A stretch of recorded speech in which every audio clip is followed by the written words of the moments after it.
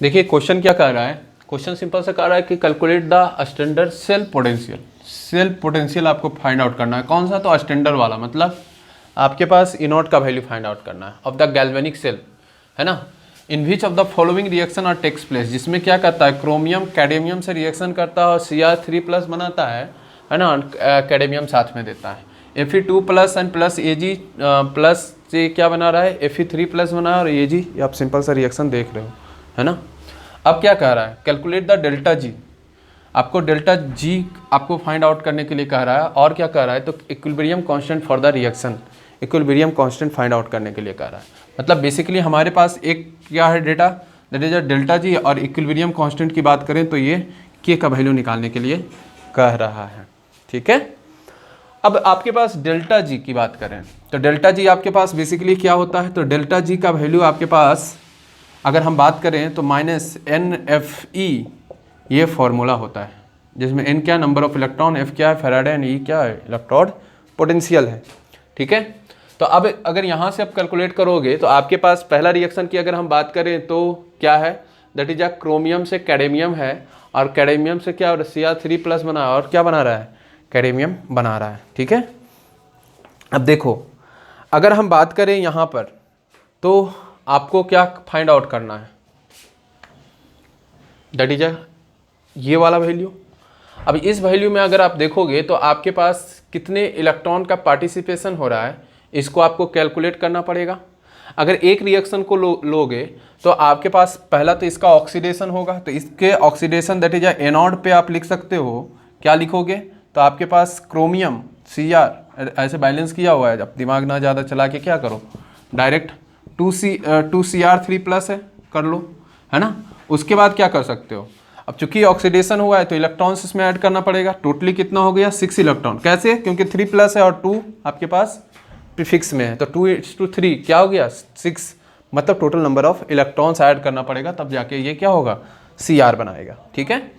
अब आपके पास बात आया कैथोड का, तो अगर कैथोड की बात करें तो कैथोड में क्या होगा, दैट इज अ रिडक्शन, तो रिडक्शन किसका हो रहा है, तो 3 कैडेमियम 2+, है ना, ये किस फॉर्म में है, तो एक्वस फॉर्म में है ना। अगर हम बात करें तो 6 इलेक्ट्रॉन ये ऐड कराता है, तो ये क्या बना लेता है, दैट इज 3CD, मतलब 3 कैडेमियम बना लेता है, ठीक है। इसको आप ऐड करोगे तो ये वापस मिल जाएगा, मिलेगा ना।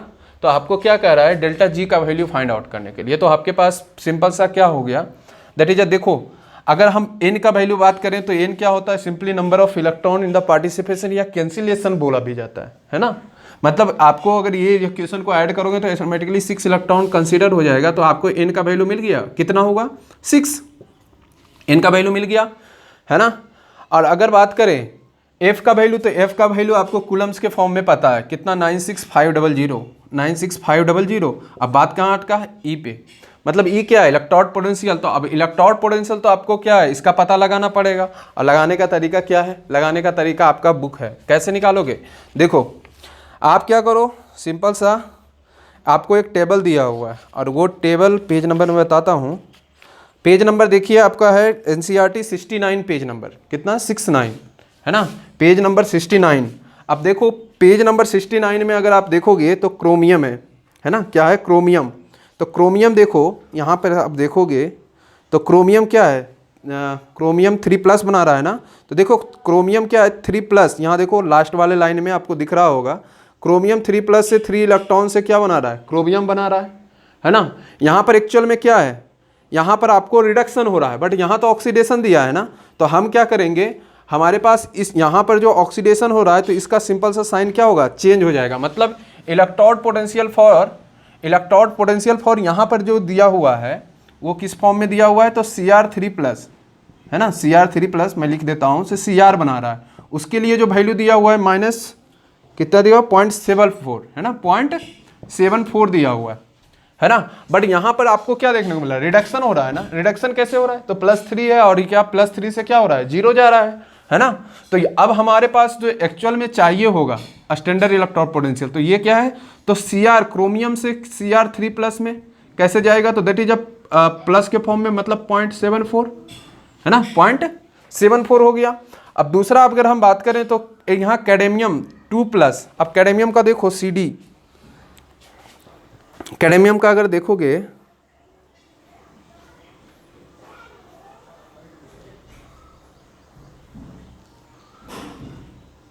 तो कैडमियम का आपके पास आ जाएगा पोटेंशियल कितना, दैट इज पॉइंट आपके पास ये रिडक्शन है ना, तो आपके पास आ जाएगा CD 2+ से, हालांकि ये वैल्यू दिया हुआ नहीं है ना, ये स्टैंडर्ड थिंग है, ये देना चाहिए। अगर अक्सर आपको अगर एग्जाम में पूछा जाएगा इस बात को, तो आपको ये पोटेंशियल दिया हुआ रहेगा, इसलिए बड़ी मत करें इस बात के लिए। तो इसका वैल्यू आपको कितना है 0.40, ठीक है, इसका वैल्यू कितना है 0.40, ठीक है। अब देखो अगर हम इस पूरे रिएक्शन के लिए इलेक्ट्रॉन पोटेंशियल निकालें तो क्या मिल जाएगा, दैट इज 0.34, है ना, कितना आ जाएगा 0.34 प्लस में आ जाएगा, मतलब E0 ऑफ द सेल मिल गया। और यहाँ पर आपको क्या चाहिए, डेल्टा G0 का वैल्यू, मतलब E0 का ये वैल्यू हो गया, है ना। तो आपको क्या होगा, ये वाला वैल्यू आपको कितना निकल के आ गया 0.34, समझ रहे हो, आपके पास कितना आ गया 0.34। अब इसको अगर कैलकुलेट कीजिएगा तो आपके पास कितना निकल के आ जाएगा, ये अगर तीनों को कैलकुलेट कीजिएगा तो डेल्टा G का वैल्यू निकल जाएगा। अब डेल्टा G का वैल्यू निकालना है तो कैलकुलेट कीजिएगा तो आपके पास 196860 जूल में आ जाएगा, है ना। अब अगर हम बात करें ये वाला, तो आप इसको दूसरे फॉर्म में भी लिख सकते हो 196.86 किलो जूल, है ना। तो आपका ये डेल्टा G का एक वैल्यू मिल गया, डेल्टा G0 का ये वैल्यू एक मिल गया। दूसरा क्या कर रहा है, इक्विलिब्रियम कांस्टेंट, मतलब के इक्विलिब्रियम खोज रहा है ना। तो के इक्विलिब्रियम की अगर हम बात करें तो के इक्विलिब्रियम बराबर क्या होता है, फॉर्मूला देखो क्या होता है, तो डेल्टा G0 बराबर -2.303, है ना, RT और लॉग क्या के इक्विलिब्रियम, मतलब के इक्विलिब्रियम, ये मतलब हमको क्या चाहिए, ये वाला वैल्यू चाहिए। तो बाकी वैल्यू तो पता होना चाहिए, तब पता हो सकता है, पॉसिबल है ना। तो अगर हम यहाँ पे बात करें तो यहाँ पर आपको कह रहा है किस सेल के लिए आपको इक्विलिब्रियम कांस्टेंट निकालना है। तो देखो सेकेंड वाला इक्वेशन अगर देखोगे तो यहाँ से आपको क्या करना पड़ेगा, पहले आपको डेल्टा G0 का वैल्यू सेम वे में निकालना पड़ेगा, है ना। चलो हम लोग करते हैं इस काम को।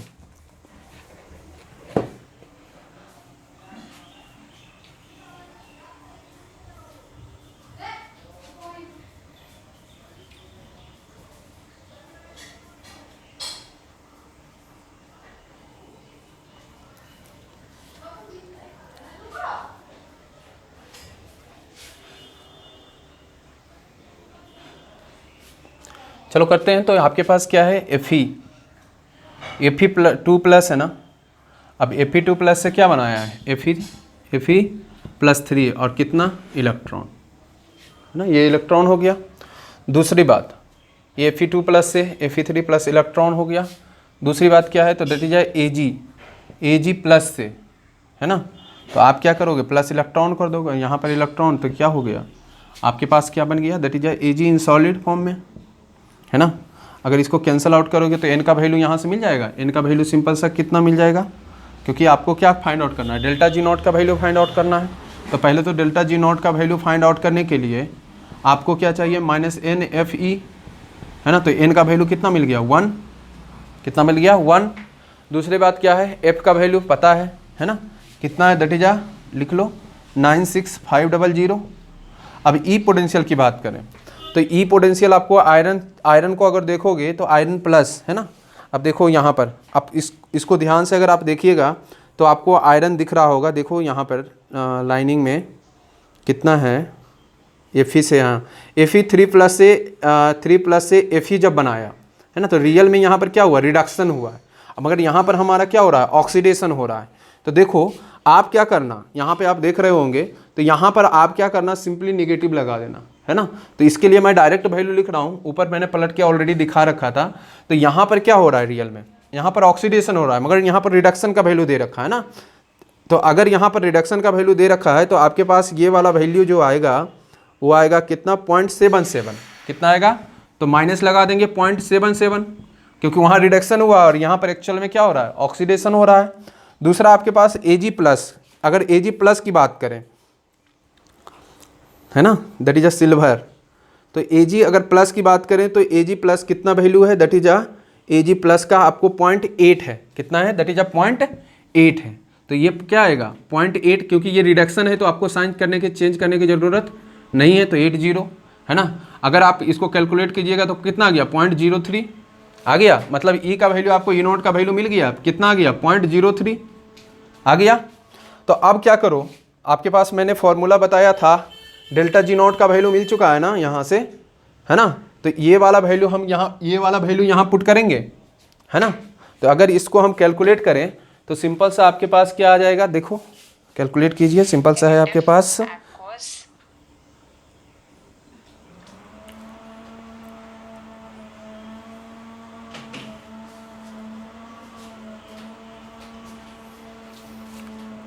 इसको कैलकुलेट कीजिएगा 96500 इंटू कितना 0.03, तो इसको कैलकुलेट कीजिएगा तो आपके पास ये वैल्यू निकल के आएगा कितना, that is delta G not का वैल्यू निकल के आ जाएगा आपके पास 2895, ठीक है, इक्वल टू -2.303।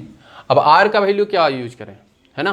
तो यहाँ पे देखो आर का वैल्यू आपके पास कितना आ जाएगा 0. या 1/12 भी आप ले सकते हो, 0.08 को, है ना।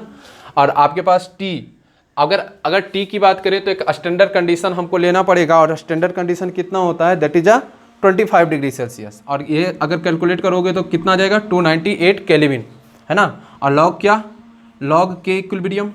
अब देखो क्या इस वैल्यू को आप फाइंड आउट कर सकते हो, बिल्कुल। अगर आप इसको कैलकुलेट करो तो आपके पास ये वाला वैल्यू है ना, तो कैलकुलेट करते हैं कुछ।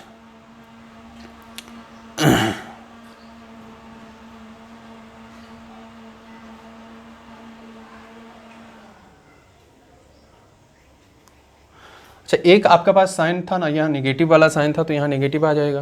अब नेगेटिव नेगेटिव तो यूँ ही कैंसिल हो गया ना। तो कैलकुलेट करते हैं 2.303 है ना, इंटू 298 डिवाइड बाई 12 है ना, 57।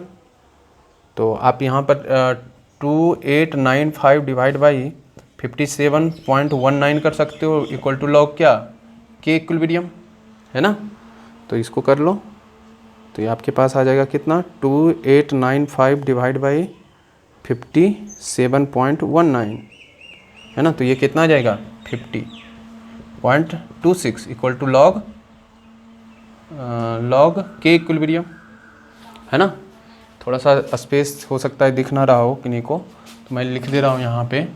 आपके पास जो वैल्यू निकल के आ गया है वो है 50.62, है ना। कितना आ गया लॉग के इक्विलिब्रियम, है ना। तो यहाँ से के इक्विलिब्रियम अगर फाइंड आउट करोगे तो आपके पास निकल के आ जाएगा दैट इज 3.22, है ना। ये आपका फाइनल आंसर हो गया, ठीक है। थोड़ा सा कैलकुलेशन भी करना पड़ेगा, उसके लिए आप अवेयर रहिए, और करना ही पड़ेगा। There is no alternative because you are going to give the board and also attempt to IIT JEE examination. तो आप प्रैक्टिस कीजिए, कैलकुलेटर मत यूज करो मेरे जैसा, ठीक है।